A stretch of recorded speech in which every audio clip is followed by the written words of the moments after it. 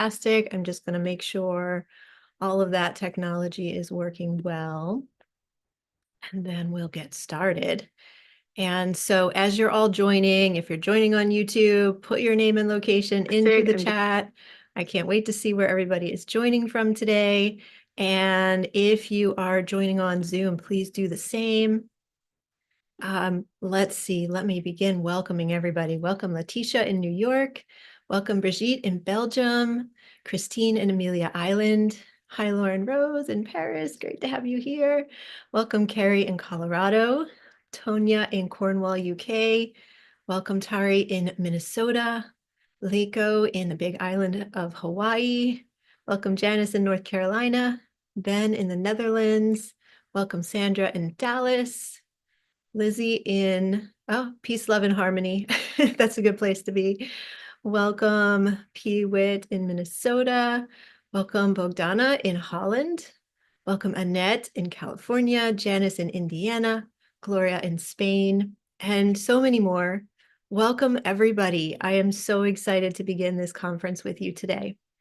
Now, here in the Quantum Leadership Conference, we are asking the big question, what kind of leadership is needed next in our world? And we're seeing in so many ways how the leadership is not working, the systems and structures of our world are not working. And so something new must be brought in their place. And we know that we are in the process of seeing the breakdowns. We're seeing where it's not working. We're seeing what needs to change. We're seeing what needs to be demolished so that something new can be built in its place. So we're exploring all of these topics here in the Quantum Leadership Conference. And we're going to begin today by looking at the astrology of 2025, 26, and 27, because this sets the context for the type of leadership that is needed next in our world. And what I really see more than anything, and I'm going to speak in more depth about this in a second talk tomorrow, okay, because we got to set the context today with the astrology, and then tomorrow I'm going to share with you more about who are the next level leaders, and all of our amazing speakers are going to share with you about next level leadership and what that looks like. But tomorrow I'll give a talk in the morning Eastern time as well. And that will be about the rise of light workers, healers, intuitives, empaths, and why those of us who care, those of us who feel so strongly, those of us who know we're here to bring the change and have a big soul purpose to share, we are rising into the next form of leadership. All of this old patriarchal structure will fall. All of these old governmental systems, top down, all of this, the people, 1% of the people at the top have all the power and all the money. It must fall. And what will rise up in its place will be very Aquarian. It will be grassroots. It will be from the communities. It will be from the sovereignty of the individuals rising up into their gifts. And that is the next stage, next level, next form of leadership that we're going to see. So I'm going to say a lot more about that tomorrow. And again, you'll hear so many incredible talks from all of our speakers about all of this. But we must begin with the astrology. We must begin by recognizing the era that we're in. And so that's what I'm here to share with you today. So welcome everybody. Welcome those who are watching live on Zoom. Welcome those who are watching live on YouTube. And welcome to all of you who are watching this later as a recording. Thank you so much to all of you for bringing your amazing energy into this gathering today. So I have slides for today because always with the astrology, it's so helpful to be able to see it and ground it and take in the words. And you may want to watch this more than once because there's so much that I'll be sharing here and different layers of what you can really sink your teeth into, really come into with your heart.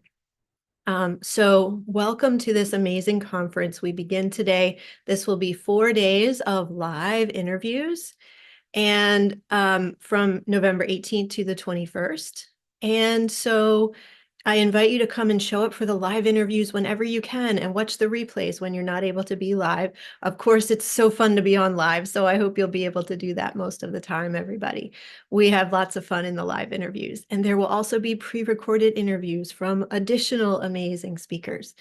Also, throughout this conference, we are raising funds for 5 incredible organizations that are really demonstrating, modeling, and living the next level leadership in our world. So every time you purchase lifetime access, or if you want to donate individually, which you'll have the chance to do when those speakers' interviews are up, you are contributing to this brighter future. You are contributing to these incredible organizations who are already building the new world. And truly, all of us are building this new world together. So amazing that we get to do this. It's so amazing to be alive right now. And that's the main point of my astrology update today. What an amazing time to be alive. So a little bit about me, and I'll tell a bit more about my story when I do my live presentation tomorrow. But just a little brief introduction to me here today. I am Jocelyn Starfeather. I'm the founder of Sacred Planet, and you can see my website here. It is wearesacredplanet.com. And I'm a visibility coach for visionary entrepreneurs. I'm a spiritual alchemist, an astrologer. I've been creating global conferences like this one since 2015 and bringing communities together around visionary ideas. And I share shamanic and ancient wisdom to guide all of you courageous seekers as we are co-creating a revolutionary new world, as we are birthing the new world through us one day at a time, in alignment with Mother Earth, in alignment with the vast intelligence of the cosmos and the magnificence and divinity of life itself. And it is just a delight to do this work. It's so fun to be live with you in events like this one. And so thank you for lending your energy to these endeavors. You can also check out my YouTube channel, which if you're watching this as a recording, you've already found that. Lots of good stuff there. Now I'm going to share 2 presentations, one today, one tomorrow. Today is the astrology of 2025, 26, and 27, a landscape of timeline shifts and a new world order birthing. And then tomorrow, we will talk about this new leadership. So a new epoch of leadership is rising, and I will give you lots of tools and practices and ways to amplify your power and clarity amidst the catalyzing changes that we're moving through in our world at this time. So it's going to be exciting. And we have a total of 24 speakers bringing all of their gifts as well. So let's begin by looking at this amazing astrology. And as we begin, as we dive into the astrology, I just want to give a little preface to help you understand how we can really best work with astrology, how we can optimally receive the benefits of understanding the transits and understanding our birth chart. So let me say a few words about this because it's really important to have that as a foundation. I love this quote from Robert Edward Grant. He says, "Destiny is the free will of the higher self." And you can really ponder that, like you can meditate on that one. It's really deep, because we often are like, do we have free will? Do we not have free will? If it's already written in the astrology chart, is it free will? Here's the thing, the higher plan is what is written in the astrology chart. And so the more that we can become aligned with that, we are carrying out our true destiny, which is what our higher self planned for us. And that is the ultimate level of free will. It's so powerful to consider this. So our destiny is the soul contract that we chose before we came into this lifetime. It is our higher plan. It's our plan that we made from this bigger picture view from the point of view of our soul.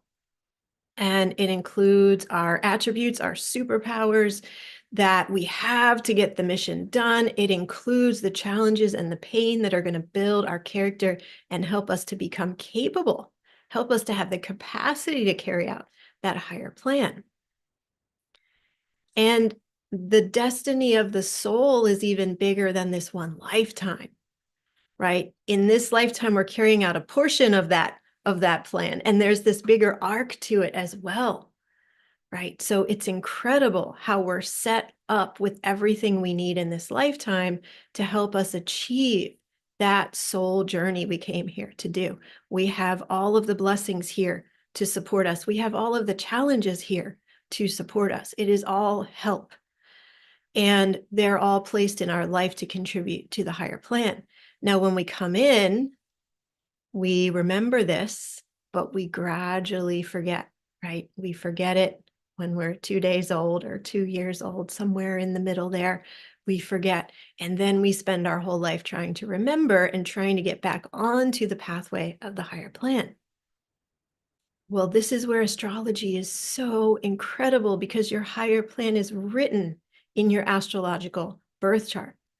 And not only is your higher plan written there, but your cosmic timelines, the time frames when you were going to leap ahead toward your purpose are written there. And the challenges, the dark nights of the soul that are going to forge your character are written there in the birth chart. And so every part of your chart is revealing a different facet of who you are at a soul level and what you came here to do. It's just incredible. Like these are the codes. These are your codes that you came in with. And it was reflected back to you in the sky, in the position of the sun, the moon, the stars, the planets at that moment you were born. And then it becomes encoded and we can read it in your birth chart. So, for example, your north node and your midheaven are major indicators of the higher plan, the purpose or mission that you carry in this lifetime. And as another example, your sun is your life force, your willpower. It's how you shine your bright light. It is what gives you the strength and the courage and the confidence to follow the higher plan, even when you're taken outside of your comfort zone. So all of these are encoded in your birth chart and we can read them. And it's just incredible how we're giving these gifts. Now, Thoth or Tehuti is the ancient Egyptian neter that brought us astrology and astronomy and the codes and the languages and how to read this. So there are many planets and points in your chart that can tell you what are your tools that you have to help you along the way, and what are all the different facets of who you are at the core of your being that are going to support you in this mission. So Mercury is your intellect and communications. South Node and Chiron are the pain from the past and the challenges you need to move through to learn and evolve. We've got to keep in mind the challenging placements like the South Node and Chiron, for example, may feel difficult to us in our human form, but they are absolutely necessary to build our strength, resilience, and character and expand our capacity to accomplish our mission. So astrology reveals all of this. And not only that, okay, and let me just pause here and then I'll say not only that. So we want to keep in mind when we're going through difficult times that it is all happening for a reason. It is all part of the plan. You can't fall off the plan. You can't fall off the map in this life. It is all part of the plan. So in your astrology chart, we can read the deeper meaning behind every life experience and the reasons why you needed to have that experience.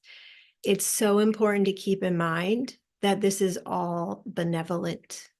We are always constantly being helped and guided toward our highest destiny. And we become masterful as we learn more and more to trust and surrender to the higher plan that we came here to accomplish. Now, that's not all, as I was starting to say before, because we not only have an individual purpose and mission, but also as a collective of humanity, we are here together, working together toward a larger shared mission. And it's just so beautiful. It's just incredible. So as more people are awakening in their consciousness, doing their healing work, daring to explore these deeper levels of meaning in their lives, this is having an amazing collective positive impact. So together, we are becoming more and more capable. We are rising in our capacity to carry out this larger plan that's bigger than any one of us. It involves the earth, right? Our Mother Earth. It involves all living beings who are here with us. It even involves the other star systems and other galaxies. It's huge, and we are each an integral part of this. So what's happening right now, this rolling out of our collective destiny, our collective higher plan, is incredible. It is beyond our human comprehension, and we're understanding it more and more, right? We're remembering more and more. And as you're going to see in the astrology today, the resources, the miracles, the shifting of timelines, everything that's becoming available to us right now is just beyond what we can imagine, right? And this is happening now. It's our destiny to awaken into the light individually and collectively. Now we can see this. I'm going to skip ahead a little bit. We can see this in the great ages of time. So we've got to remember that astrology and astronomy were one in ancient times. They were the same. It's the same. It's only become separated in the last few hundred years. So astrology and astronomy were one, and they were considered a science in ancient times. And this is a very far-reaching science because it can predict the likelihood of events in the world, such as times of war, times of peace, and it can help each person to know what their own challenges and opportunities are, what their highest purpose is. And then on a much vaster scale, astrology and astronomy, when we look at them together, indicate the great ages, these much longer 26,000-year cycles in which countless generations of humans have built up and torn down one civilization after another. And this is a sacred science.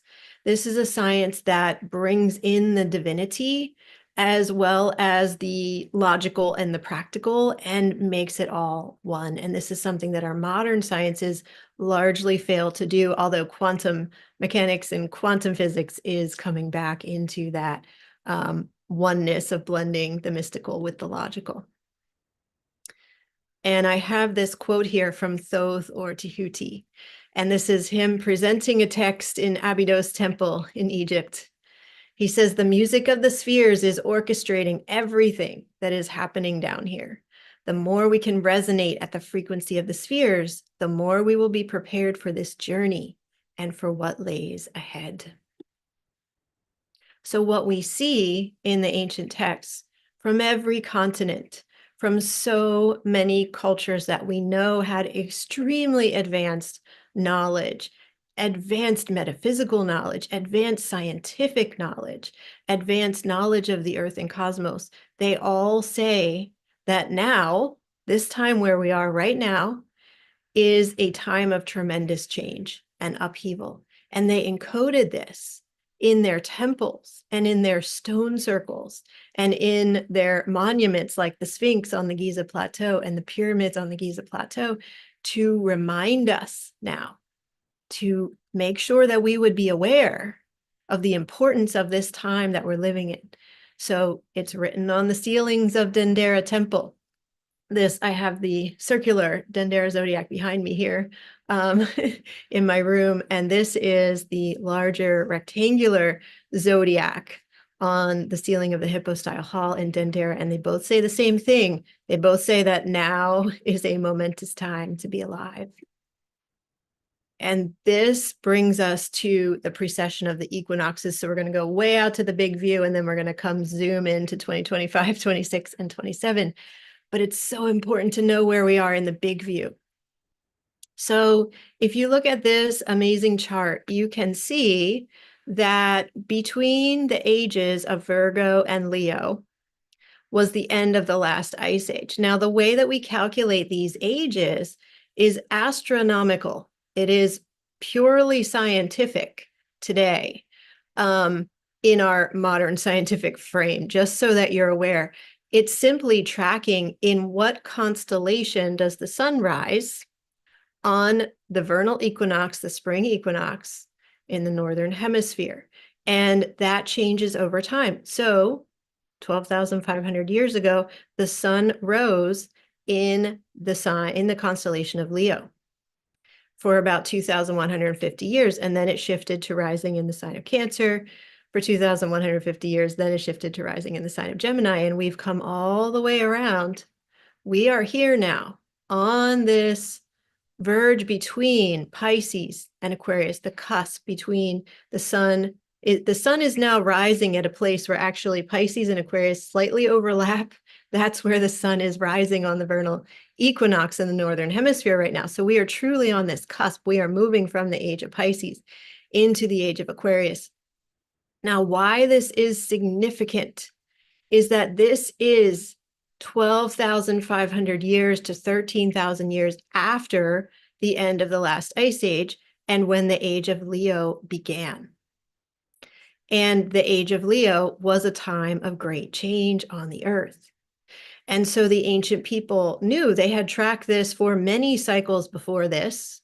Although, we've had floods, we've had things that have destroyed their civilizations. There are far more ancient civilizations to be discovered, Göbekli Tepe being a clue to that. But in any case, they had been tracking this for a very, very long period of time. And so they know that when we get to this cusp between Virgo and Leo, and when we get to this cusp between Aquarius and Pisces, this is when the major shifts occur. So we are entering this time of great meaning and destiny. And what's really powerful and important to know is we get to choose how it's going to go. We get to choose how this evolution occurs. And this is the moment that we stand at. And this is why we must rise into our sovereignty, our leadership together, each of us individually and all of us together as a collective. So keeping in mind, this is where we are right now. All right, let's look at the astrology. You will see in these years, these next 3 years, that now is an absolutely incredible time to be alive, and we are being called up into leadership like never before. And those of us who have our hearts open, our eyes open, our minds open, we feel different than the rest of the people, right? Say yes in the chat if you feel different than most of the people around you. Say yes in the chat on Zoom, say yes in the chat on YouTube. I would love to hear who are the rainbow sheep here. I am certainly one. Nobody around here where I live can understand what in the world I'm doing, but I'm following my North Star. Yes, yes, lots of yeses. Amazing, amazing. Beautiful. Yes, yes, yes. So we are here. We are here to bring the changes. We have to be different. We are seeing the future. We came in already knowing we were here to bring the future. And that's why we're the leaders. That's why we are stepping up into leadership during these vast evolutionary moments. And so this is happening now. It will be accelerating in 2025, 26, 27. I believe it will be accelerating through 2028, and then things are going to shift into a bit of a calmer stage, but we are here to bring the changes, to birth the new world through us in these next few years ahead. Now, we want to remember that what we see around us, as far as what humanity has created, the society, the governments, the education system, the medical system, the institutions, the corporations, all of this, everything we've created so far was built on the past. Everything we see built around us is a reflection of the past. I'm sitting here in my square house, my square windows, whereas the indigenous people know it, everything's round, everything's supposed to be round. But in any case, that's another story.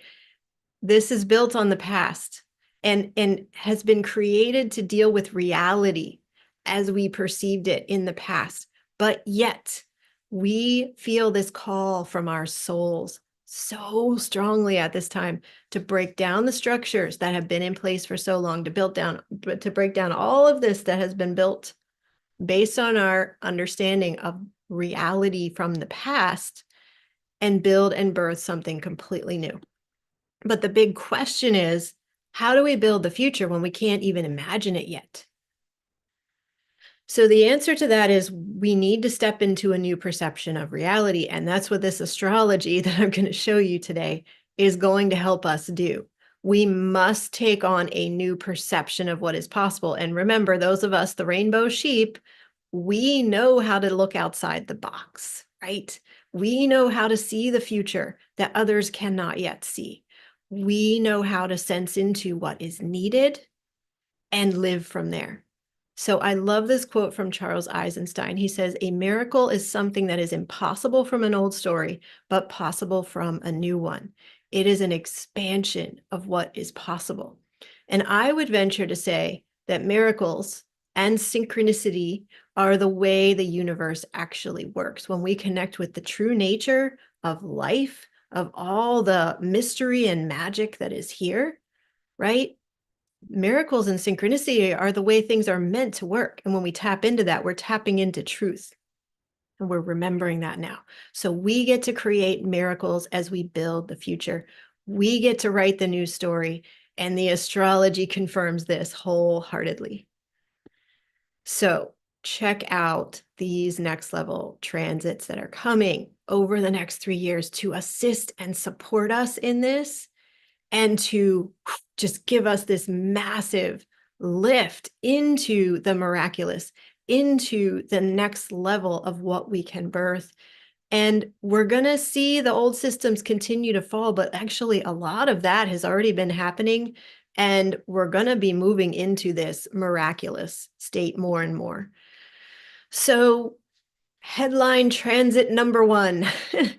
And I'm going to show you this in the charts in a minute because it's really cool just to see it in motion. So from February to April 2025, this is coming up pretty soon, the North Node will come into a conjunction with, not all at the same time, okay, because there's various dates, as I'll show you, but all of these planets are going to come to the North Node.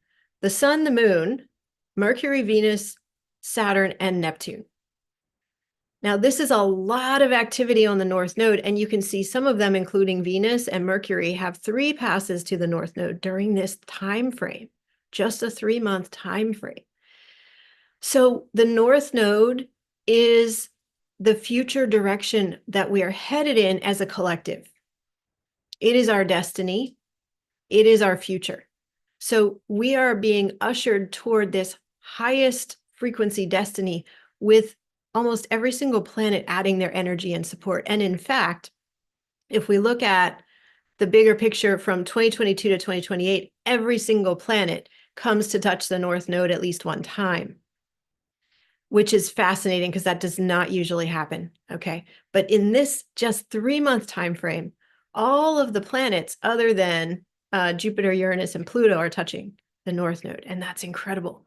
So I want to just show you this. I'm going to go, let's see if it will let me out of the slideshow here. I'm going to go, hi everybody, over to my astrology program here and just show you the movement of this because it's really cool. Highly recommend Luna Astrology if you are looking for a new astrology program. So here we have the North Node. Now we're starting on February 1st, 2025. North Node is conjunct Venus on this day. So if I just go and move ahead by the week, we're going to see, okay, now the North Node, so Venus has moved on. Now the North Node is conjunct with Neptune. We can see Saturn's getting closer. We can see Mercury is getting closer as we move ahead. It moves around a little bit. We're here. So now look, Mercury conjunct the North Node. Saturn's almost there. This is the North Node. It's like the little horseshoe. Okay. That's our collective future and our collective destiny, everybody. So as we keep going, here's the Sun. If I do just a couple days ahead, you can see here's the Sun conjunct the North Node. We're still only to the middle of March here. As I move ahead another week, we have Saturn's getting closer, and now Mercury is coming back and Venus is coming back. So see what we have here, March 31st, the North Node is at 27 degrees of Pisces, Venus is at 27 degrees of Pisces, and Mercury is at 28 degrees of Pisces because Venus and Mercury went forward. They're coming back for their second pass, and they come to the North Node together. Should be one more day here. Yeah. There they are all together. Okay, so that's amazing. Now, Saturn's going to move in. Saturn's at 25 here. So here we have Saturn, Mercury, and the North Node. Mercury is turning direct, going back this way. And now here's Saturn. Now this is amazing. If we go forward to April 22nd, we have Saturn, North Node, and Venus all conjunct at 26 degrees. Okay, the sun came through. I think I caught that one. I think I showed you that one. And the moon is coming in now. And if we go one more day, 2 more days, here's the moon coming into conjunction with the North Node. So this is just incredible, everybody. You know, this is why I'm leading a tour to Egypt, and it's going to be in this month, and we chose that for a very specific reason. This is all of us being called into our destiny in a major way in February through April 2025. And all of these planets wanted to add their energy, right? Saturn adds structure. Venus adds love, grace, and beauty. The moon adds safety and support and our emotional health. Mercury adds communications and intellect. So this is really powerful to start off the year of 2025. And we're going to feel this, you know, so I really invite each of you on a personal note to make some time for retreat space, couple of days somewhere in there, February to April 2025. You can look up these exact dates if you want and choose a date that resonates for you and see what comes through. You know, this is the North Node in Pisces. Pisces is our dreams, our visions, our imagination, our ability to connect with the realms beyond. And this is the future that's being welcomed in. I'm going to say a lot more about that as we go forward here. But this visionary space, this space of like the miracles and the realms beyond is opening up for us. So make time, make retreat space sometime during this period, or come to Egypt with me, and we'll be just drinking in all of the magic, and really let yourself receive the gifts of this time and receive the future being infused into you through these transits. Okay, here is headline transit number 2, and this is a really big one. This is happening on February 20th, 2026. It is the Saturn-Neptune conjunction at 0 degrees of Aries. Now, the Saturn-Neptune conjunction only happens every 37 years or so. And it always signals a change in the world order, a quantum leap ahead. I have listed here a few of the previous dates of Saturn-Neptune conjunctions, and you can see they are just major points in history. I mean, all of them are. I listed 5, but these are major turning points in history. And so that's part of the energy that we're working with here. And this is a part of it. There's so much more I'm going to show you. This is just incredible, though. So this is changes in collective belief systems. So it's not only going to be us, the visionaries, okay? Everyone is shifting their belief system. That's why so many people are having a spiritual awakening at this time, or at even if it's not a spiritual awakening, they're at least awakening to there must be more. You know I need to change my life in a big way. The way things are set up isn't just not working. I need to change. And so this is the shift in the collective belief systems that's happening right now. There's changes in nations, changes in society, changes in leadership, which is why we're having all these conversations this week, right? Changes in what is valued. And this is really significant. It's like the clashing of the opposites with Saturn and Neptune. Saturn is form and structure and the 3D. And Neptune is like all the vastness of everything that could ever exist and all the oneness. And so there's this clashing energy of the two of them that almost can never be reconciled, but then we must come to a new place as they merge. We must come to a new place in what we value, what we set as a priority, our future direction. So that's why these conjunctions of Saturn and Neptune always signal a change in the world order. And this is really like a quantum leap. right? It is time for a quantum leap forward. And this transit is going to help us do that. I have some slides with a lot of detail. I'm going to provide you guys with the slides after the presentations that you can come through and look in more detail. I can't read all of these, but I wanted you to have it. But one interesting thing here is that this, concept of new theories and belief systems become formalized or more concrete. And I think we can all feel that there's this just kind of global or very large collective recognition that science, the way we've been doing it, is not the whole picture. Medicine, the way we've been doing it, is not the whole picture.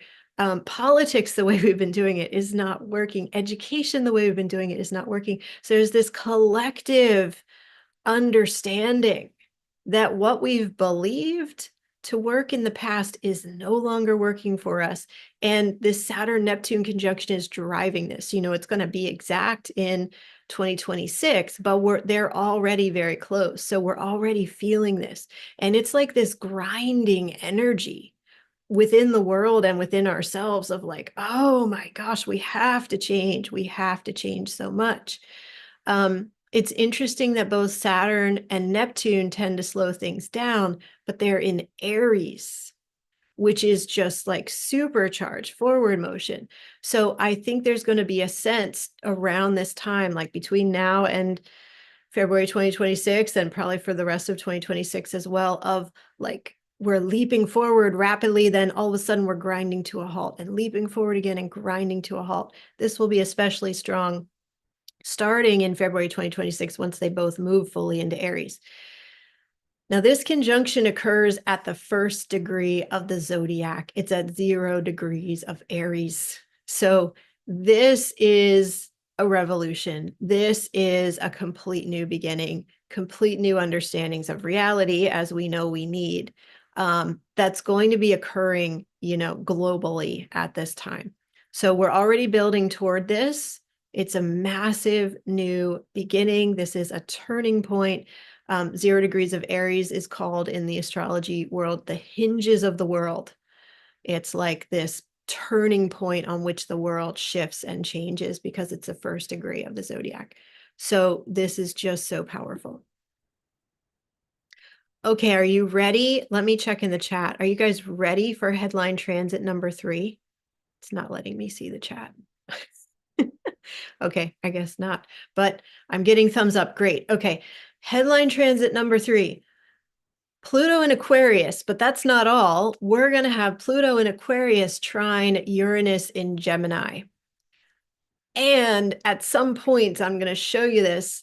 They're going to be both sextile exactly to Neptune and Aries, the 3 outer planets. It's just incredible. But for now, let's focus on this one. Pluto in Aquarius trine Uranus in Gemini. So this will be happening from various dates between 2025 to 2028. And actually, they're already trine right now, and have been in the past few weeks, as Pluto's been at the very last degrees of Capricorn. And today is the final full day, November 18, 2024, the last full day that Pluto will be in Capricorn. Because tomorrow, November 19th, Pluto moves into Aquarius and stays there for 20 years and does not move back into Capricorn anymore. So this is a completion today. This is a massive completion of those breakdowns of the Capricorn structures that have had to happen, the patriarchy, the corporation. So it's huge. We're moving into this new Aquarian age, and Pluto is recognizing that as well. So Pluto will be between 1 to 8 degrees of Aquarius and trining Uranus, which will be between 1 to 8 degrees of Gemini. I'm going to say more about Pluto in Aquarius and Uranus in Gemini, each on their own, on future slides. But I want to talk now about their energy together, because a trine is a favorable aspect. It means they're 120 degrees apart from each other, a third of the zodiac. And the exact trines will be happening on these dates. You can see here, July 18, 2026, November 29, 2026, and June 15, 2027. You should mark those dates on your calendar. Those are going to be incredible days for next level progress to happen. So this Pluto in Aquarius trine Uranus and Gemini is an amazing energy. It's a very fast moving energy. So we're going to see lightning fast technological progress. I have a lot more to say about that. We'll get to that. Massive social change, global changes in power dynamics, reform and revolution, because Uranus is the planet that stands for our freedom and our liberation.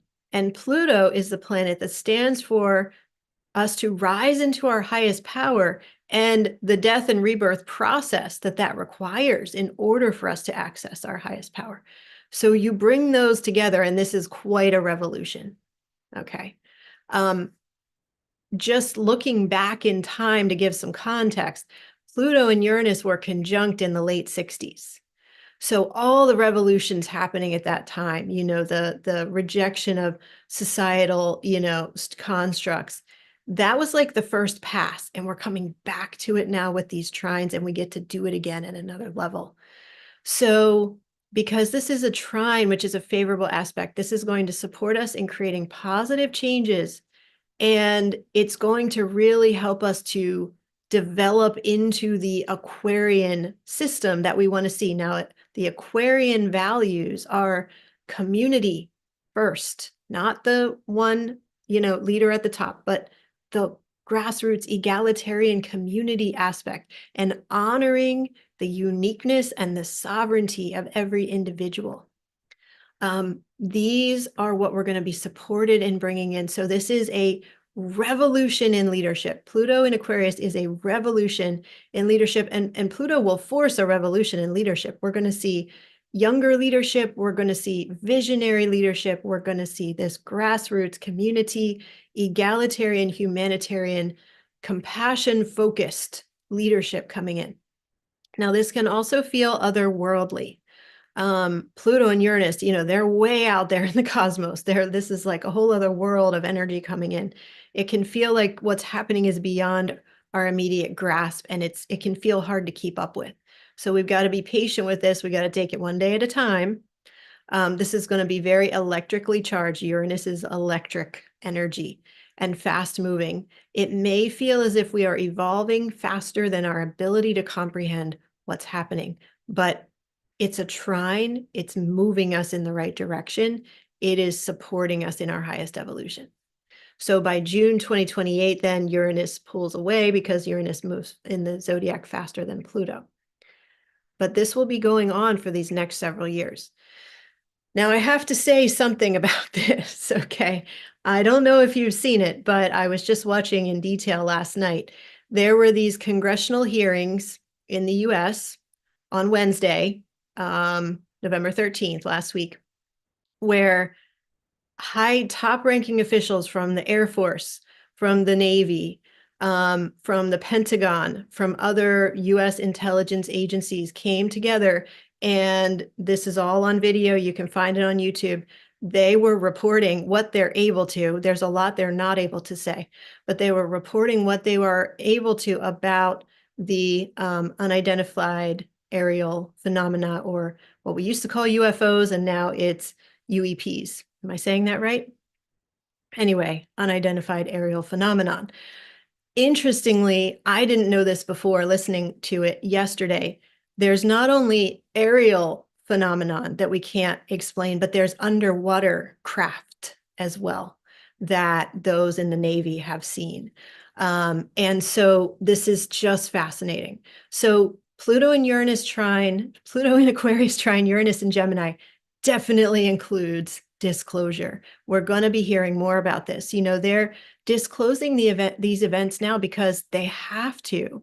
I think there is so much that has been going on that they have to tell us about contact with other beings, extraterrestrials, that they have to disclose it. They're building up to a point where the full story can come out, and they can't just tell us the whole story right away because it would be too much of a shock. Something that's really important here is we need to hold the highest energy and the highest light around this, because as we come into closer communication and contact with, and maybe even sharing technologies with our star families and our beings from other places in the galaxy, there's going to be a lot of resistance from a lot of people in the world, and there can be violence that that people want to bring into it. We need to hold the highest light and the highest energy for this to be done in a peaceful way, right? With grace, with open-mindedness, with open-heartedness. There's a lot of people in the world that don't want to see it. There's some that are really excited about it, right? I'm excited about it. But it's big and it's very different than anything we've experienced before. As they were saying in these videos I was watching yesterday, they brought in scientists as well, and they were saying the cosmos is so vast and life is such a, proliferating, form that we know there's got to be other life out there. They were talking about, like, there was an Air Force guy that was talking about the maximum speed that the human body can handle.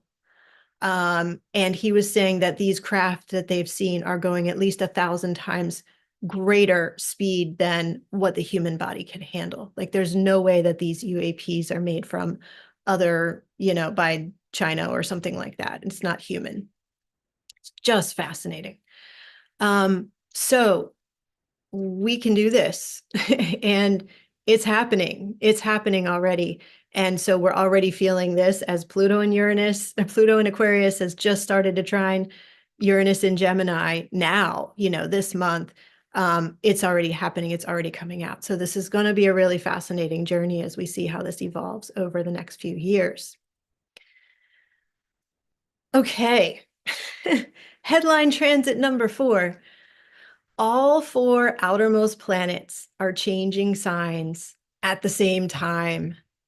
So Rick Levine has researched this, because you can run these astrology and astronomy programs and go back thousands of years, tens of thousands of years. He did the research on this. He said this has not happened in at least 10,000 years. Interesting, especially if perhaps the last time it happened was the age of Leo, 12,500 years ago. Right, perhaps. That was the feeling I got from what he said, although he didn't say that specifically. That's a possibility. To have these 4 outermost planets, this is Pluto, Neptune, Uranus, and Saturn, and then in some cases, Jupiter also is changing signs at the same time as the outer planets, all moving into new signs. So Pluto moves into Aquarius, Uranus moves into Gemini, Neptune and Saturn move together to 0 degrees of Aries for that conjunction I was telling you about in February 2026. Not only are they all changing signs in this same 2-year period, but also they are in favorable aspect to each other. Exact. They are in trines and sextiles to one another. This is just very rare, very highly unusual. So the outer planets represent our collective big picture evolutionary trajectory, like all life on Earth and how we're evolving.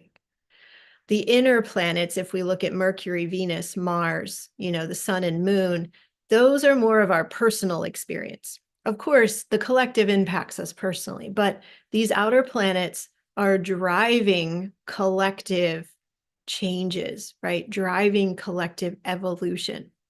So this is extremely favorable that they're all in trines and sextiles, and I'm going to show you this in the charts so you can really see it visually. This very, very rare alignment indicates that we are extremely supported in making momentous changes, huge timeline leaps, and evolutionary advancements during this specific time frame. This is massive changes in the world order. So I want to show you some slides so you can just really visualize this. It's incredible. So this is today, pretty much right now, as we're recording this. So we have Pluto at 29 degrees and 58 minutes of Capricorn. All right, he's just about to move into Aquarius for good for the next 20 years tomorrow. He is in a trine to Neptune at the final degrees of Pisces. Sorry, sextile. Pluto and Neptune are in a sextile. And we can see here, Pluto is in a trine to Uranus at the final degrees of Taurus. And both Pluto and Uranus are in a sextile to Neptune. Okay, so that's where we are right now today. They're already in trines and sextiles to one another, those 3 outer planets. Saturn's coming in. Saturn's moving this way. So if we jump ahead, here's July 7th, 2025. This is the date that Uranus, you can see right here, moves into Gemini. Uranus only changes signs every 7 to 8 years. So Uranus has been in Taurus since 2018 and is now finally moving into Gemini. So Uranus at 0 degrees, Gemini. Then we have also Saturn and Neptune conjunct at 1 and 2 degrees of Aries. Now, this is before their exact conjunction because they do a little forward and backward dance of retrograde and direct and have their exact conjunction at 0 degrees of Aries in February 2026, as I mentioned. But here they're really lining up closely. And this is in a sextile to Uranus. And here we have Pluto at 2 degrees of Aquarius, trine to Uranus, sextile to Saturn and Neptune. So you can see the line up here. Trine is 120 degrees apart, and a sextile is 60 degrees apart. Again, all favorable aspects. So all 4 outer planets are in their new signs here, all trine and sextile. Now at the exact Saturn-Neptune conjunction, just so you can see this, we have both Saturn and Neptune at 0 degrees and 45 minutes of Aries. We have Pluto at 4 degrees of Aquarius. In this case, Uranus has retrograded back into Taurus, but by degree, it's still in a sextile to these guys and in a trine to Pluto. Now, this is fascinating. Check this out. Here we bring in Jupiter. And so in this case, take a look. We have Jupiter at 4 degrees of Leo. This is all the way forward to July 18, 2026, okay? Jupiter at 4 degrees of Leo. Uranus, 4 degrees of Gemini, trine to Jupiter. Sorry, sextile to Jupiter. I keep saying that. Then we have Neptune at 4 degrees of Aries, sextile to Uranus, trine to Jupiter, and Pluto at 4 degrees of Aquarius. So they are all at 4 degrees of their new signs. Check that out. Pluto, Neptune, Uranus, Jupiter getting involved here. Exact trines and sextiles at 4 degrees. This is a really important day. Mark this day on your calendar for sure. This is a highly favorable day. I mean, these are so many energies combining. It's hard to even like astrologically say exactly what would happen. And with Uranus involved, it's, you know, expect the unexpected. But this is a massive evolutionary day. So mark this on your calendar. Then going a little bit more ahead, here's another. So that was the first Uranus-Pluto trine, the one we just looked at. Here's the next exact Uranus-Pluto trine. We have Uranus at 3 degrees of Gemini, Pluto at 3 degrees of Aquarius. And I mean, Neptune is still pretty close in there at 1 degree of Aries, but these two are exactly trine. This one's interesting because then Mars gets into the mix. Mars is squaring Uranus in this case. Now that could be a more difficult day. Mars square Uranus is more difficulty. But that is the second Uranus-Pluto trine. And then the third Uranus-Pluto trine, check this out, June 15, 2027. We've got Uranus at 6 degrees of Gemini, Pluto at 6 degrees of Aquarius, Neptune's at 6 degrees of Aries. There we go. They're all 3 lining up again. Look at that. 6 degrees, trine and sextile. And Jupiter is at 22 degrees of Leo. But that's also significant because that is exactly trine to Saturn in fire sign Aries, Jupiter in fire sign Leo. So this is a highly favorable day right here. Mark that one in your calendar as well.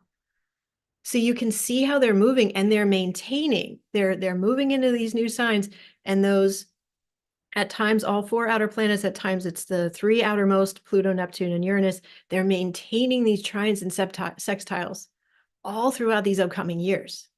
We are so supported. We are so supported in making this massive shift.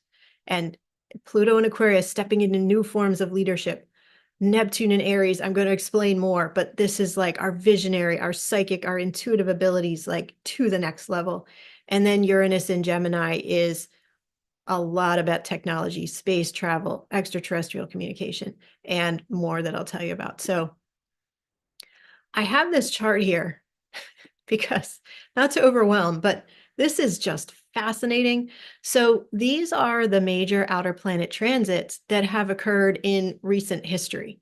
Going back to the 1890s, I'm including that in recent history because it is significant in what we're talking about here today, because that was the last Neptune-Pluto conjunction, and those don't happen very often. They only occur every 490 years.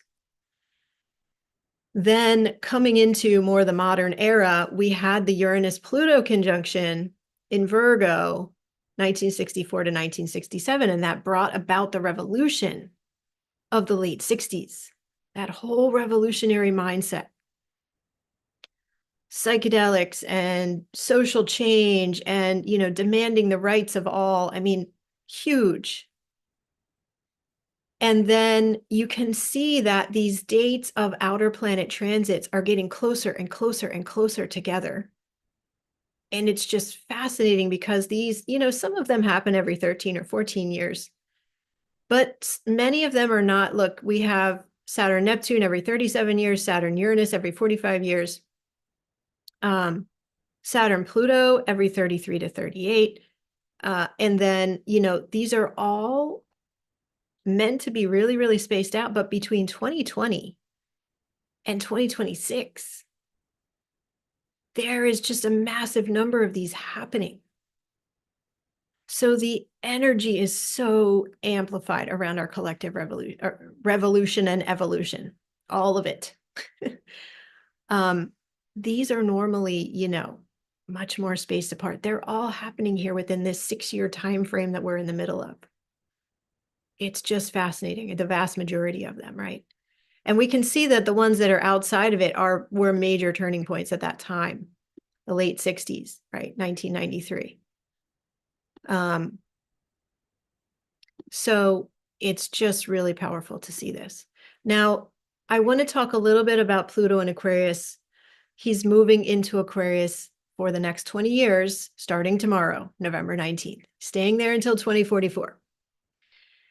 So there's a lot here. And again, you can read the slide and get all of it, but I'm going to give you some highlights.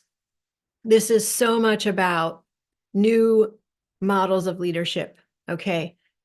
Bringing the Aquarian leadership principles of egalitarian, humanitarian, community-based, ground-up rather than top-down leadership. This is about a reclamation of our power, our personal sovereignty. And Pluto in Aquarius, this is really interesting. This is a renewal of sacredness, reverence, and honoring of the mysteries of life and death, and coming into the understanding that life and our true power as creators are once again honored and valued more highly than money. So I just see, like, this 20 years that Pluto's in Aquarius, there's going to be this complete flip in priorities, in structures, in who's in charge. It is just a complete, like, turning it upside down. And that's what Pluto does. He's in the underworld. Okay, he composts things. he's already doing it. He's composting these old systems, right? So coming back into a place where life and our true power as creators are honored and valued more highly than money. Yes. So claim your power, claim your sovereignty during this time. We are all needed, all hands on deck at this time. And Pluto and Aquarius will ensure that these changes occur. We're also going to be looking at unexpected next levels of technology, unprecedented, beyond what we can imagine. And I really think that as we have Pluto moving through Aquarius and we have Uranus moving through Gemini, especially as they're trine and sextile, over the next few years, we're going to reach this point where there's an overwhelm of technology. I mean, we already can see this in a lot of ways, but there's like overwhelm, overuse, abuse of technology in which we finally flip the script and choose life itself instead. And we choose our own bodies and the earth and life as the true technology. So this between Pluto and Aquarius and Uranus and Gemini, this recognition that we are the technology. The earth is the technology. Life, the birds, the trees, the planets, the galaxies, this is technology. And these, cell phones or, AI, like, This is our attempts at mimicking that, but it is not the real thing, and we do not want to become dependent on that. So there's going to be this huge shift and revolution back to what is true. True leadership, true technology, being the organic biological miracle that we are. Pluto in Aquarius always brings about sweeping changes in social order and public rights. Now, the last time Pluto was in Aquarius, it was 248 years ago, because that's how long Pluto takes to go around the zodiac. It was from 1778 to 1798. Imagine that. What a revolutionary time frame, right? This was the ratification of the American Constitution, the Industrial Revolution, the French Revolution, the Enlightenment, the publication of the Vindication of Rights of Women by Mary Wollstonecraft. Wow. Even civil rights, coming through there. So this is a very, very important transit that we're moving into. Just can't emphasize that enough. So interesting to consider. I love looking at the big picture, guys. So let's just consider Pluto moves into Pisces. It'll be between 2043 and 2044. Just imagine, with all the shifts and changes we're going through in Pluto and Aquarius, it's preparing us to move into Pluto into Pisces. And by that time, I mean, Pisces is all the other realms, right? So by this time, we gain the abilities to be deeply in communication with the other realms, just complete expansion of our intuition, the true technology, right? And expanded states of consciousness, the technology that the ancient Egyptians knew and all of the ancient cultures, and that our indigenous relatives have always held, right? Coming back into that as a collective. So energy healing, transpersonal realms, psychic abilities. I mean, just we will be living in this completely aware state of consciousness. At least maybe not when Pluto first moves into Pisces, but that will be the evolutionary impulse there, and we will reach that during that time. So Pluto is in Aquarius now, helping us to remember our true technologies, helping us to connect with intergalactic technologies, right? To connect with other forms of intelligence and wisdom. So we'll be ready for Pluto moving into Pisces. How amazing. Big picture thoughts. Okay, then Uranus into Gemini. So this is happening on July 7th, 2025, and then he will retrograde back and move fully into Gemini starting April 25th, 2026, and will stay there until August 3rd, 2032. This is just unprecedented next levels of technology. Uranus is the higher mind of the universe. He's electricity, lightning, super fast, and he stands for our freedom and our liberation. Gemini is technology. Gemini is also wisdom and learning and studying. I see Gemini as like the Library of Alexandria, like the most incredible, highest level knowledge you could ever perceive.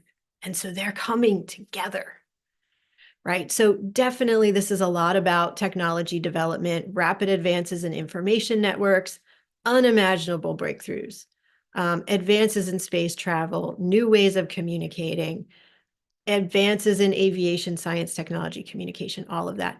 It also is in our minds, right? Lightning quick mental abilities. I mean, if we think we're multitasking now, this is just going to be to the next level, and we're going to have to find a balance. Extreme rapid pace of life, evolution, and new discoveries. Definitely our first widespread communications with extraterrestrials, followed by an expansion of these communications, utilizing extraterrestrial technologies, travel capacities, communication networks. I mean, can we travel to Jupiter in a day and come back? Maybe. I don't know. The trines to Pluto and Aquarius heighten all of this. Accelerating disclosure, ET contact becomes mainstream. And the radical new fields of science emerging, which I'm hoping with the influence of Pluto in Aquarius will be bringing us back to that blending of the mystical and the logical in our sciences. So we're going to be studying it much more in depth, consciousness, quantum physics, psychedelics, opening up the pathway of psychedelics as communication channels with other dimensional realities, right? Astral travel, sound healing, energetic healing, widely used and highly acclaimed. All of this coming into the mainstream. There's also going to be a deeper understanding of our DNA as high technology and communication networks. our mitochondria being a really important focus of study, genetic technologies being very important. And again, it's like, hopefully this will be used for the good. There will be some ways where it's used for more devious purposes, and some ways that it will be used for the good. And again, like all of this, we want to hold the highest light because we get to choose, we get to create this. But there will be some that have their own crazy ideas too, and we need to find a balance. Uranus brings new inventions of things that have never been seen before. And some of these seem silly from the last time Uranus was in Gemini, but take a look. These were very revolutionary at the time, okay? 1941 to 1949 was the last time Uranus was in Gemini. So inventions from that time, the first aerosol spray cans, Polaroid camera, microwave. Well, those are kind of silly to us, but they were very revolutionary at the time, right? This also brought the development and testing of the first atomic bomb. And so that is a theme that we want to, again, hold the highest light and not have that energy coming into what's happening here, right? Let this all be in the light. Let this all be for the highest good. But so these are some of the inventions that have come through last time Uranus was in Gemini. And then again, big picture, Uranus moves into Cancer in 2032. This is really different than Uranus in Gemini because Cancer is about the emotions, the body, the oceans, the earth, water as healing. And it's much slower than Gemini. And it's like a return to feeling. So I really think that, you know, the Uranus in Gemini is 7 years. I think the first half of that may be just a ramping up of all the technologies. And then we reach that point, like I said, with Pluto and Aquarius as well, where it's too much, it's too far from what is true. And then we come back to our true technology. And then Uranus into Cancer, we're going to really learn how to use that true technology just to the next level. And that starts in 2032. Setting aside the false technologies once and for all, returning to our true technology, water being at the center of this, the earth being at the center of this. So fascinating. Now I need to just do a time check. Okay. I'm trying to end by 11:30 Eastern, so I think we can do it. So this has been a lot of big picture stuff. How's everybody doing? Tell me in the chat. I will actually come out of my screen share for a minute. I have more to share, but I want to just pause. Yes, thank you all for your beautiful comments here. I will share these slides too. I'm going to post these slides below the video once the video is posted. So don't worry, you can come back to all the dates and everything. Okay, beautiful. So we're going to continue here because now I want to tell you a little more of the personal feeling, you know, felt sense around all of this and how some of these, the more personal transits will be moving through for all of us. So we have the nodes of the moon and the eclipses, and these are our destiny turning points. And so you want to keep in mind the eclipse cycles follow the movement of the nodes of the moon. The nodes of the moon are calculation, and they spend about 1.5 years in each sign, and they're on opposite sides of the chart. We have the north node and the south node. So right now we're about to move into North node in Pisces, South node in Virgo. Currently, as we're meeting today, North node is in the final degrees of Aries, South node is in the final degrees of Libra. But as we're looking ahead to 2025 and beyond here, we're going to start with this one. So always when we're looking at where the nodes are, we want to keep in mind the eclipses are going to be in those signs for this 1.5 year period. So in this case, it's January 11, 2025 to July 27, 2026. That's that 1.5 year period. Now, the last 2 times we had this configuration, I've put the dates here. You want to look at these dates and see what were the themes for you at this time. And if you have your astrology chart, you know, where do Pisces and Virgo fall in your chart? What major points and planets do you have there? Because that's going to tell you the themes of your destiny turning point during this 1.5 year period. The last 2 times we had this configuration were December 1987 to May 1989 and June 2006 to December 2007. So, you can go and take this and do some more research and see what were the themes for you then. You're probably going to be on another spiral, right? We're always spiraling. We come back to the same themes, but we're in a different place on the spiral. But here are some ideas for what this might mean for us. Take a little drink here. So with the South Node in Virgo, we're going to be releasing heaviness around being in service or in slavery.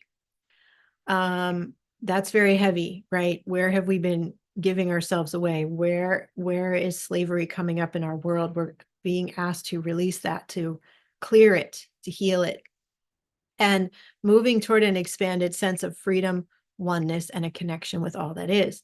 Now, always where the South Node is what we're clearing, releasing, and moving away from. Where the North Node is what we're claiming and moving toward and expanding. So then another theme can be releasing a need for detailed analysis, facts, and scientific proof, and moving instead toward trust, compassion, empathy, intuition, and the big picture view.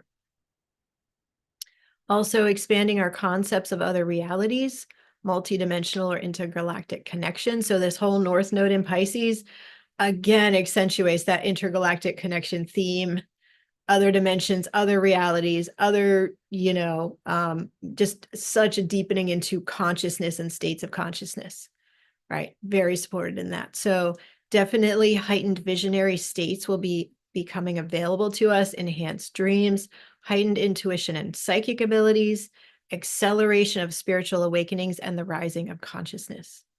All themes during this upcoming 1.5 years. So that's really powerful. This is going to be a powerful time that accentuates those bigger collective pieces, and this might be more of how we feel it individually. Then from July 27, 2026 to March 26, 2028 is this next, that's a little more than 1.5 years in that case, right? But that's the next nodal period. And we will have the North Node in Aquarius at that time with Pluto, and the South Node in Leo. Here are the last 2 times we had this configuration. It was 1989 and 1990, and then December 2007 to August 2009. So the themes here, especially because the North Node is lining up with Pluto, we're carrying extra strongly all of those Pluto and Aquarius themes I told you about, and we're moving toward that. So embracing technology and expansion of communications, and the Aquarian themes being so important here. Okay, a focus on community, finding support in community, being unique, weird, and different is welcome. Yay. A potential to acknowledge and honor our differences rather than creating polarity around them. Healing must be done to release the negative aspects of Leo, which is ego, overconfidence, power over structures. Healing of the heart, reducing the need to be right, and instead having more compassion and gratitude. That's also related to South Node in Leo. And South Node in Leo, reducing the need for drama and attention, moving toward a more objective and sensible approach. Healing and clearing the wounds and traumas that would block us from our creativity, our self-expression, and being visible and sharing our truth. That's really big. This is important for us rising into leadership, right? South Node in Leo, clearing anything that will block us from our creativity and self-expression, claiming the community, the collaboration. Yes, I'm unique, weird, and different, and it's amazing, and I'm ready to share, right? This is very, very powerful for us rising into our leadership. And this is huge support for us in breaking down the old power over structures and instead creating the grassroots, egalitarian, humanitarian new forms of leadership. The North Node will move through the sign of Aquarius and will come to Pluto in late 2027, early 2028. And we're going to especially be accelerating that breakdown of the old, bringing in the new Aquarian forms of leadership at that time. So get ready, everybody. Get ready to rise. I mean, we're already doing it, and we're going to be so supported throughout all of this. Now, I'm listing here the eclipse dates. I'm not going to go into the meaning of every one of these because that would be too much for one presentation, but when you take away the slides, I want you to have these dates. You can take screenshots right now if you want. I want you to have these dates. And when these eclipses are happening conjunct an important point in your own chart, then that's a really big and important day for you. Eclipses are destiny turning point moments. And so, the changes that you want to bring into your life, really connect in with the eclipses to help you to do that, to help you to make those shifts. So these are the 2025 and 2026 dates of eclipses. And interestingly, we have 5 eclipses in 2027. Usually it's 4 per year. But this is part of how we know 2027 is going to be a really big year. Because as an example, in 2020, when all of the changes happened, we had 6 eclipses that year. That was highly unusual. Usually there are 4, 2 pairs. But now we have 5 in a year. So this is really significant, a lot of energy in, this is Aquarius and Leo primarily, where the eclipses are happening at this time. Okay, also looking for each of us personally, where are we called to expand? We want to look to where Jupiter is traveling. So there is quite a significant shift in energy every 12 months when Jupiter changes signs. Jupiter takes 1 year to go the whole way around the zodiac and then moves into a new sign. Or sorry, it takes 12 years. It takes 1 year to go through a zodiac sign and then changes to the next sign. So Jupiter is the planet of expansion, abundance, resources, personal and spiritual growth, wisdom, travel, open-mindedness, optimism, and adventure. All good things, so many good things that Jupiter brings us. This Jupiter is considered the greater benefic. He brings the greatest fortune of all the planets. So where Jupiter travels in the zodiac, he makes things easier. He brings blessings and good fortune. He exaggerates certain themes. He makes things bigger, okay? So we can learn and benefit from them. And he helps us to expand into our higher self and live the fullest life. Jupiter highlights areas to focus on for abundance, optimism, and personal growth. He brings wisdom, invites us to travel, and may call us into learning or studying something new. He brings Sagittarian optimism, sense of adventure, and a joyful approach to the areas of our chart where he travels. So let's take a look where Jupiter is moving in the next few years. And you want to really take a look at your own birth chart and see, what is Jupiter coming to expand in your chart? What is Jupiter coming to bring blessings and good fortune to in your own chart? So right now, Jupiter is in Gemini. That is from May 25th, 2024 to June 9th, 2025. You can look back to the last time Jupiter was in each sign, and it will be 12 years prior. Takes 1 year in each zodiac sign, 12 zodiac signs, so 12 years to go around. And the last time Jupiter was in Gemini was June 2012 to June 2013. So what was happening for you at that time? Now, Jupiter in Gemini brings a lot of mental activity, a lot of information, a lot of conversations. Now, this can all feel overwhelming, and Jupiter is considered in astrology to be in his detriment in Gemini because it's opposite to his ruling sign of Sagittarius. So Jupiter's a little uncomfortable in Gemini, like, this is just a lot of information, okay? So it can feel overwhelming. Too many tabs open on the computer, the never-ending to-do list, right? So we've got to find a balance here. Now, the positive side of this is Jupiter in Gemini is an amazing time for learning, studying, learning new things, traveling, having expansive conversations, attending social events, exploring new technologies, visiting ancient sacred sites, like opening the Library of Alexandria within your own, consciousness. Yes, let's do more of that. So those are the gifts we're being given by Jupiter right now. And also you want to look and see, what do you have in Gemini? Because Jupiter is bringing blessings to that part of your chart now. With all of these transits too, like Jupiter brings blessings, and sometimes he's expanding things that are uncomfortable so that we can get blessings from it, but in the moment it's feeling uncomfortable. So if Jupiter in Gemini has not been fun for you and you're wondering, like, why is this happening? Really go and look, what planets is Jupiter touching in your chart? What is he opening up and expanding? Is that bringing you out of your comfort zone in some way?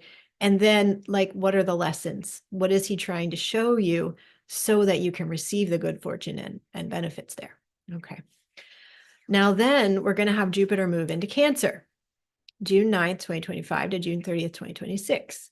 Last time Jupiter was in Cancer was June 2013 to July 2014. So what was happening? What were the themes there? And you're coming back to that point on the spiral. So this is going to be about going within, paying attention to our emotions. The question, what are you nurturing? What do you want to give more attention and care so that it can grow, flourish, and expand? Jupiter will bring you blessings in this area. Putting yourself and your needs as a priority. This is very much about self-love and self-care. Easier to access self-love and self-care. A focus on family and home, close relationships, home and safety. Kindness, genuine connection, compassion, heartfelt feelings. And the lunar cycle will feel very strong during this time. Remember, Jupiter expands everything that he touches, and the moon is the ruling planet of Cancer. So this is an amazing way to learn during this time. Rather than studying a book, study your emotions and how your emotions are changing as the moon cycles through, right? It's going to be an amazing point at which to learn from the moon and learn from how we feel. Jupiter is exalted in Cancer, so this is a really, really favorable energy, not as uncomfortable as Jupiter in Gemini can be with too much information, you know.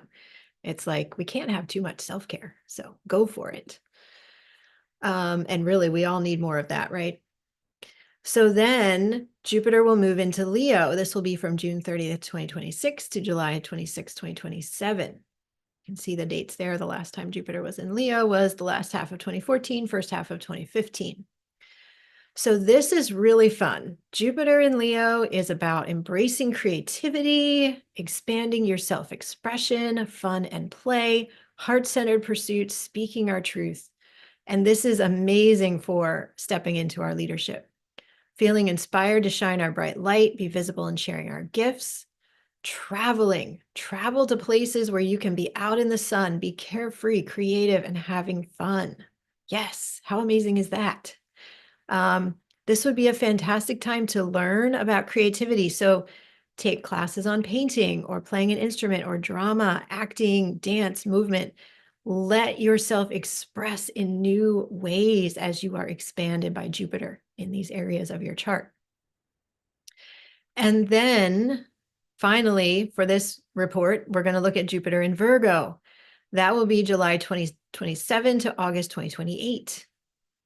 So what do you have in Virgo? And Jupiter will be expanding that.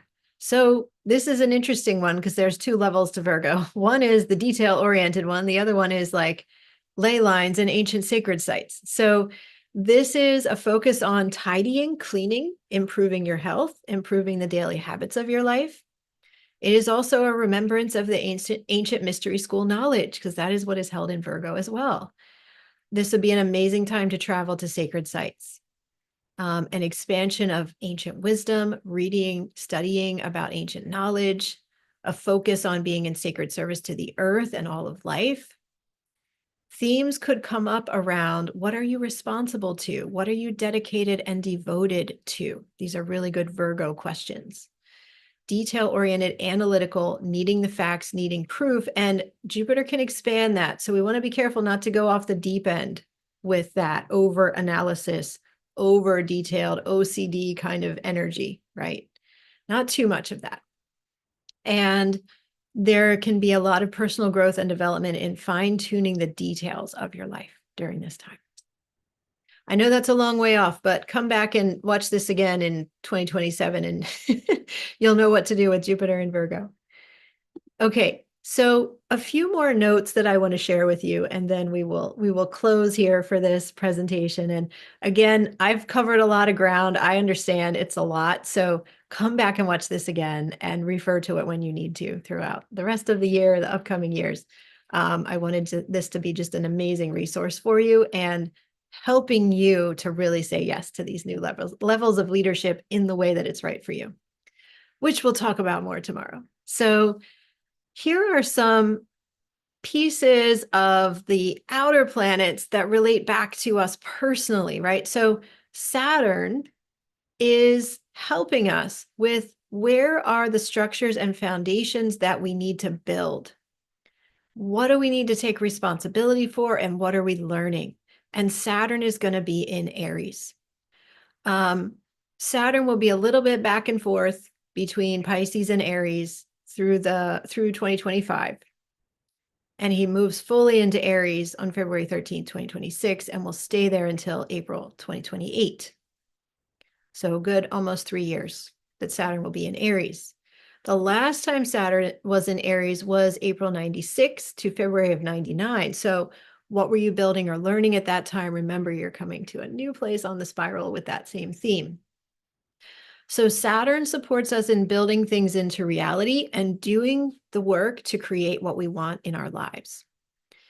Saturn can bring a slowdown or cause frustration, but this is usually because we're heading down the wrong path and Saturn is trying to redirect us back to the right path, back to that highest plan, right? And that may be different than what we thought we wanted. And this is why we get, we feel frustration with Saturn, but he's trying to help us get to that highest purpose, that legacy work that we're here to do. And what we're here to even leave to the next generations, even beyond this life, because Saturn is Chronos, he's Father Time, he's looking even beyond this lifetime, and he knows what your soul is here for. And he's trying to help you stay on track. Now, Saturn moving into Aries is important because Aries is a fire sign. It's bold and courageous. It's passionate and pioneering. And so Saturn is really going to support us during this time to bring in the new, the unprecedented, the bold, and the courageous, and to build it, to create solid foundations and structures around it. And also with Aries as the first sign of the zodiac, this is a huge new beginning point in what we're building in our lives. So our capacity to create is going to be refined and up-leveled through this process by 2028 when Saturn is completing his time in Aries. And again, we can feel some frustration as we're being recalibrated to that higher capacity. We've got to trust the process here. And I strongly recommend having conversations with Saturn if you feel stuck, frustrated, stalled, like you can't move forward. Drop in, connect with the planet Saturn. He's this beautiful golden color. Ask him, why are you showing me this lesson? What am I meant to learn? Why do I have to be slowed down? Please help me to understand. And as you open up that conversation, then you can see it from a new perspective. You can see the bigger picture. And then you know what to do. You know how to get on the right path, and you don't have to stay stuck anymore. It's magical. Conversations with Saturn. Give it a try. Okay, here are some themes of Saturn and Aries. I'll just say a few of these. So testing out new options, new ideas, developing courage, independence, and sovereignty. And this one's really important, stepping out on a new path where your friends or family cannot or will not go with you, yet you know it's the right way for you. Because Aries is really about claiming, who am I? What do I believe? What do I know is true? And having the courage to step out on your own path. And you'll find the community. We've got all this Aquarius energy. Don't worry, the new community will come in. But for a while there, sometimes we need to step out on our own. There will be new assignments, new instructions streaming in, and really laying the foundations for something radically bold, new, fierce, and fiery. So those are some of the energies of Saturn and Aries.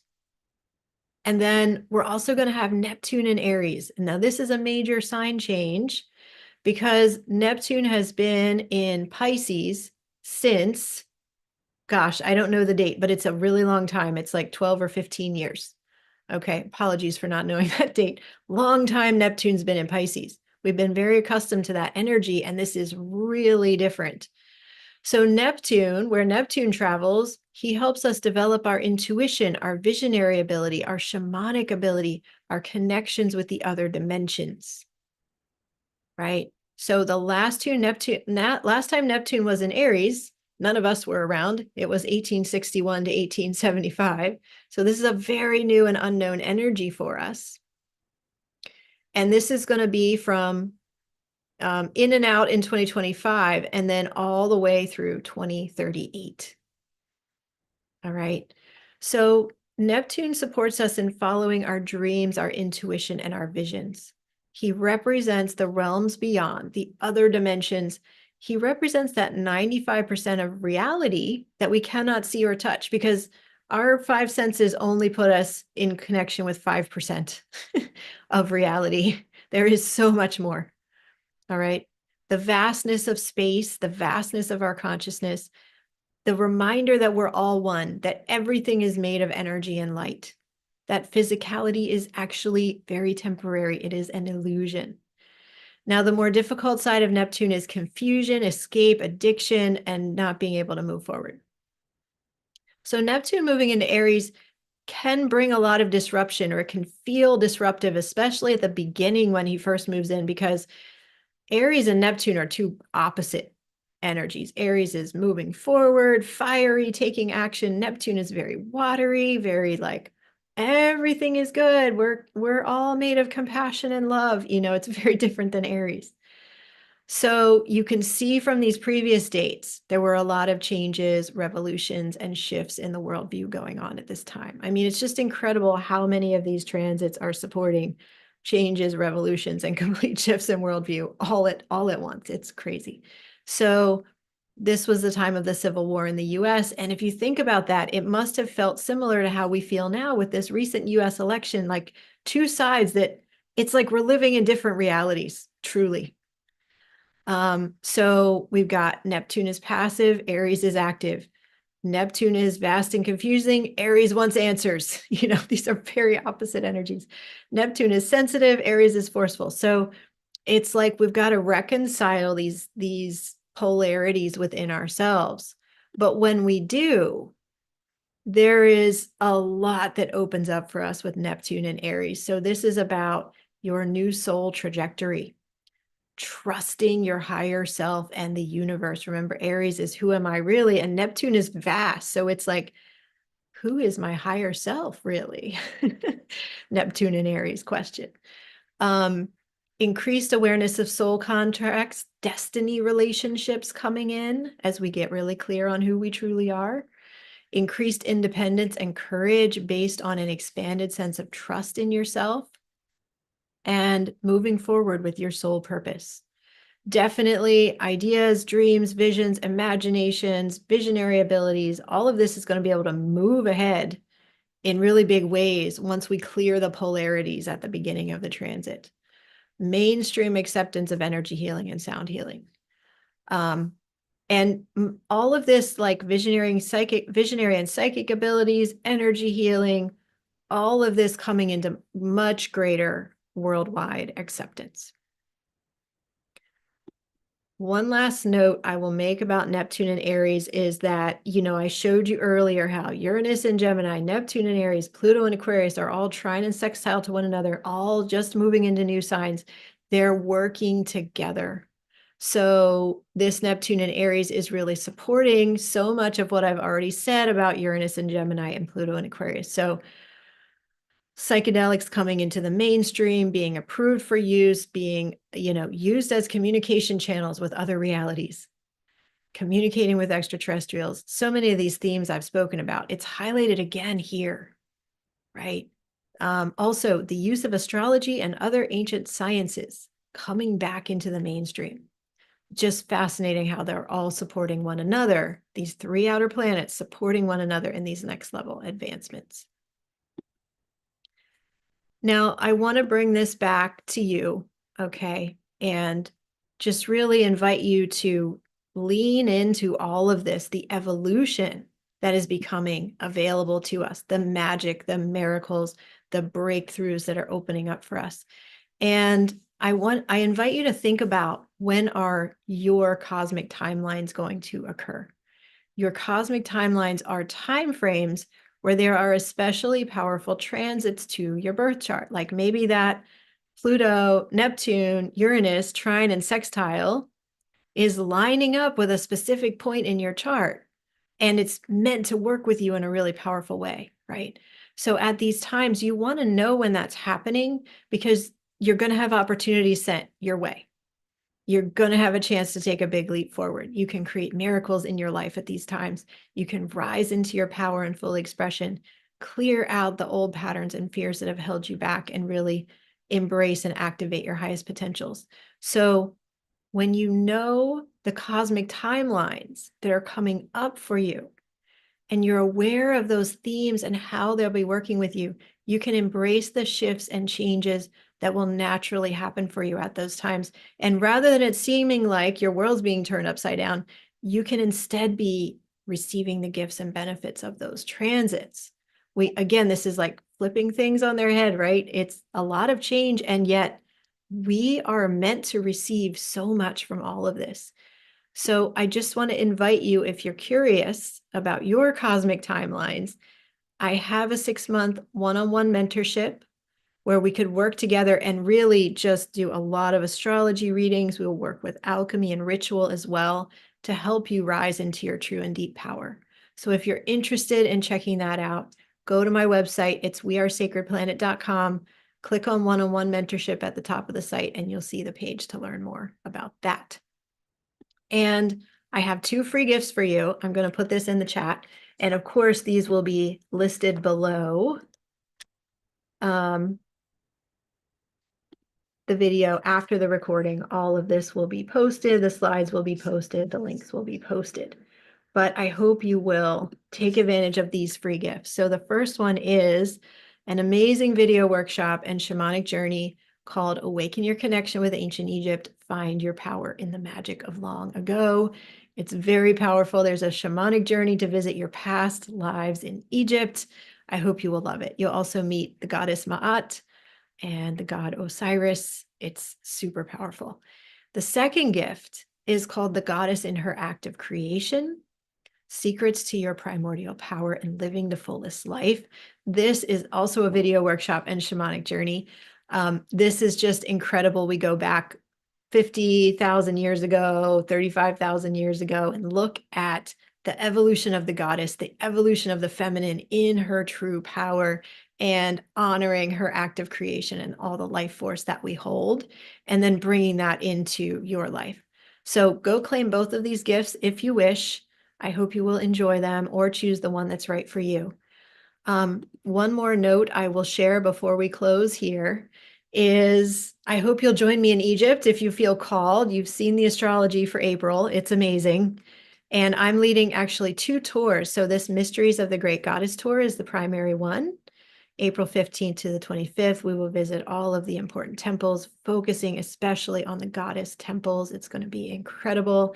You can visit this page to learn more. I'll put these in the chat too.